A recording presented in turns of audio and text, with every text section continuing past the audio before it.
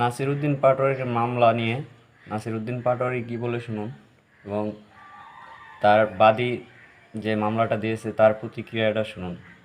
চাকের বাল আব্বাস, তুমি আসছো এখানে মামলা করতে, গুনার টাইম নাই। এই যে আমার নামে আজকে একটা মামলা হলো, মানহানির মামলা। ওই ব্যক্তি চাঁদাবাজি করে, সন্ত্রাসী করে, এমন লোকের কোনো মান থাকতে পারে না। যার মান আছে তারই তো মানহানি হয়। মামলা করেছে আরেকজনকে দিয়ে, গোপনে গিয়ে হলো সাক্ষী হিসাবে উপস্থিত হয়েছে। এগুলাকে আমরা বলবো গুপ্ত। আপনি ঢাকাতে ফেল করেছেন, লিখে রাখুন জনাব আব্বাস।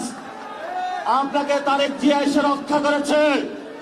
তারেক জিয়া যদি এসে রক্ষা না করত, তাহলে আপনি মির্জা আব্বাসের ছুনোপুটিও আমরা ঢাকা হাটে খুঁজে পাইতাম না। এখনো বেঁচে থাকার সুযোগ আছে, ভদ্র হন। আইনের আশ্রয় ছাড়া আর কি উপায় থাকতে পারে? মারবো? মারামারি কাটাকাটি করা সেটা কি ভালো কাজ? সেটা করতাম আপনার বাসায়? আপনি যে প্রশ্ন করেছেন সেটা করতাম? সেটা তো করা উচিত নয় নাকি?